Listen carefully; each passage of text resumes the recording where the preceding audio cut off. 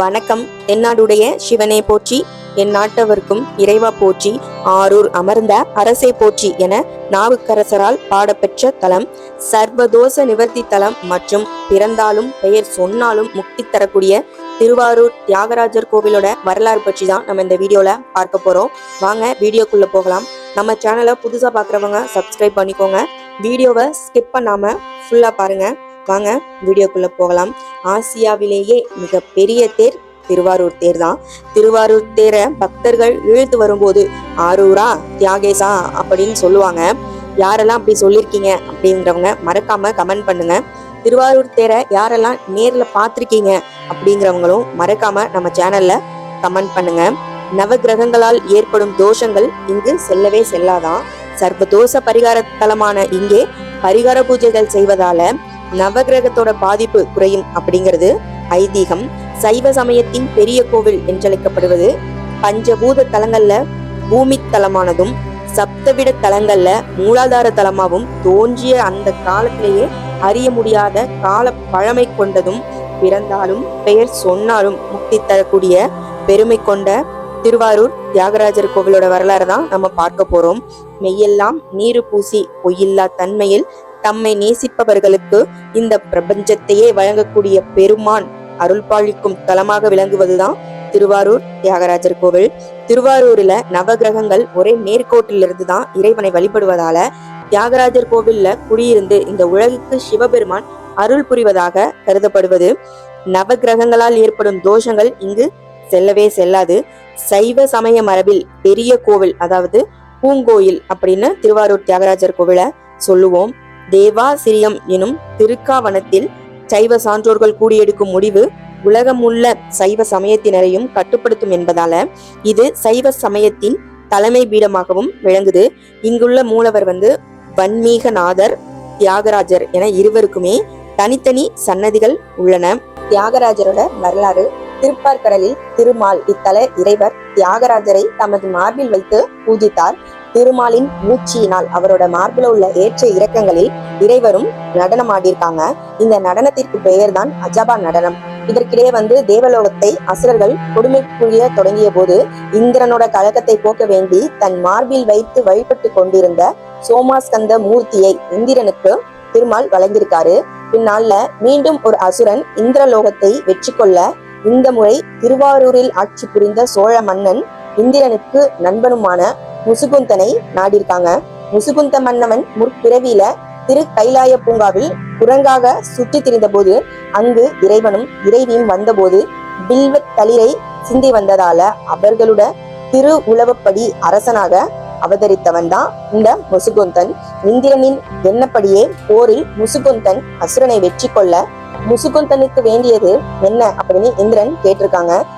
இந்திரன் வணங்கும் சோமாஸ்கந்தர் வேண்டுமென முசுகுந்தன் உரைக்க இந்திரன் திகைத்து என்ன இப்படி இதை கேட்கிறீங்க அப்படின்னு கேட்க தியாகேசரை போன்ற 6 உருவங்களை செய்து முசுகுந்தனிடம் காட்டினார்.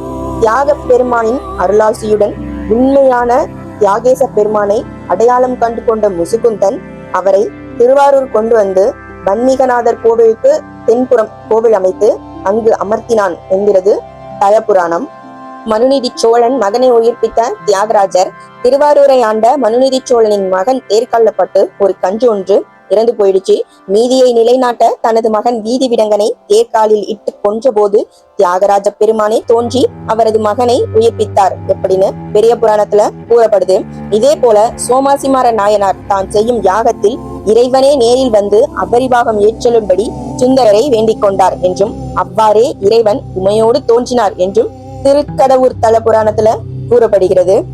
எல்லா கோவில்களிலும் சிவபெருமானின் முன்பு நந்தி அமர்ந்திருப்பார். ஆனால் தியாகேச பெருமானின் முன்பு இருக்கும் நந்தி நின்ற வண்ணம் காட்சி தருகிறார். இதற்கு காரணம் சுந்தரருக்காக தூது சென்ற பெருமான் அவசரத்தில் நந்தி மேல செல்லாம திரு வீதிகளில நடந்தே சென்றிருக்காங்க.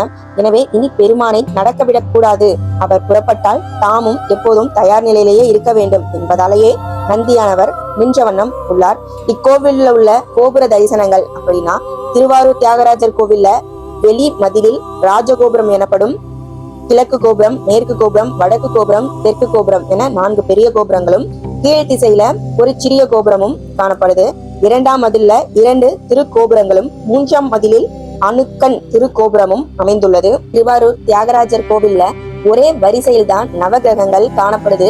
9 கிரகங்களும் தியாகராஜ சுவாமிக்கு கட்டுப்பட்டு தங்களின் வக்கிரங்களை குறைத்துக் கொண்டு ஒரே வரிசையில் தென் திசையில் உள்ள தியாகராஜ சுவாமி நோக்கி அமைந்துள்ளது. அத்துடன் இங்குள்ள நவகிரகங்கள் வடமேற்கு மூலையில் அமைந்துள்ளதாலும் சிறப்பு பெற்றது.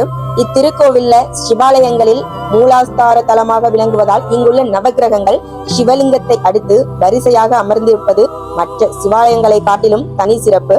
நவகிரகங்கள் அனைத்தும் தியாகராஜ சுவாமிக்கு கட்டுப்பட்டவை என்பதால் இங்குள்ள நவகிரகங்கள் அனுக்கிரக நவகிரகங்கள் ஆகும். திருவாரூர் தியாகராஜர் கோவில் சர்வதோஷ பரிகார ஸ்தலம்.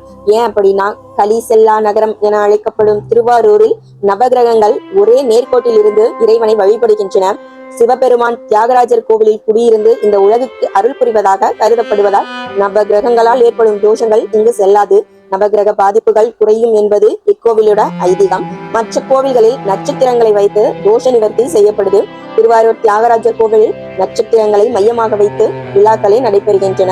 மற்றபடி அர்ச்சனை, பூஜை, தரிசனம் மூலமாக பக்தர்களின் தோஷங்கள் நிவர்த்தி செய்யப்படுது. மகாலட்சுமியானவர் தவம் செய்து மகா விஷ்ணுவை திருமணம் செய்ததும், குழந்தை பேறு வேண்டி தவம் செய்து குழந்தை பேறு அடைந்ததும் இந்த தலமே.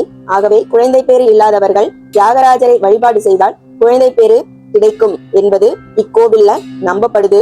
கொடுமையான பாவங்கள் செய்தால் உண்டாகும் பிரம்மகஸ்தி தோஷம் நீங்க வன்மீகநாதரை உச்சிக்கால நேரத்தில் தரிசனம் செய்து வழிபாடு செய்தால் தோஷம் நீங்க பெறலாம். திருமண வயதை எட்டிய பெண்களும் ஆண்களும் திருமண தடையை நிவர்த்தி செய்ய ரௌத்ர துர்க்கையை அம்பாளை வழிபட வேண்டும். ஒரு காலத்துல இந்திரனோ தனது உடலில் இருந்த தோல் நோயை நீக்க தியாகராஜர் கோவிலில் உள்ள ருண விமோசனரை வழிபாடு செய்து நோய் நீங்க பெற்றார் என்பது புராணம். இந்த ருண விமோச்சனரை 11 ஞாயிற்றுக்கிழமை, திங்கட்கிழமை அல்லது வெள்ளிக்கிழமைகளில் அர்ச்சனை செய்து அபிஷேகம் செய்து வழிபட வேண்டும். கமலாம்பாள் இங்கு தனி கோவில் கொண்டு அருள் பாலிக்கிறார். 64 சக்தி பீடங்களில் முதன்மையானதாக விளங்கும் இவர் எப்போதும் யோக நிலையிலேயே இருப்பதால் வேண்டுவோருக்கு வேண்டுவனவற்றை தருவதாக மரபு. திருவாரூரோட சிறப்பு திருவாரூர் தேரு. அந்த திருவாரூர் தேரோட சிறப்பு பற்றி பார்க்கலாமா? வாங்க. திருவாரூர் தியாகராஜர் கோவிலின் தேர் திருவாரூரின் ஒரு முக்கிய அடையாளங்களில் ஒன்று. இது ஆசியாவிலேயே 2வது உயரமான தேர். இந்த தேரோட பிரம்மாண்டமான அமைப்பு பற்றி பார்க்கலாம். திருவாரூர் தியாகராஜர் கோவிலின் தேர் 96 அடி உயரமும் 350 டன் எடையும் கொண்டது. இந்த தேர் பிரம்மாண்டமாக இருப்பதன் ரகசியம் இதோட அமைப்பு மற்றும் பயன்படுத்தப்பட்ட பொருட்களோட தரத்துலதான் இது அடங்கியிருக்கு. தேர் பல மட்டங்களில் கட்டப்பட்ட ஒரு பெரிய கட்டமைப்பு. இது பல அடுக்குகளாக பிரிச்சிருக்காங்க. திருவாரூர் தேரின் முக்கியத்துவம் என்னன்னா, திருவாரூர் தேரோட்டம் திருவாரூரின் ஒரு முக்கிய திருவிழா. இந்த தேரோட்டத்துல பல லட்சம் மக்கள் கலந்து கொள்வாங்க. திருவாரூர் தேர் திருவாரூரின் கலாச்சாரம் மற்றும் ஆன்மீகத்தின் ஒரு அங்கமாக உள்ளது. நன்றி.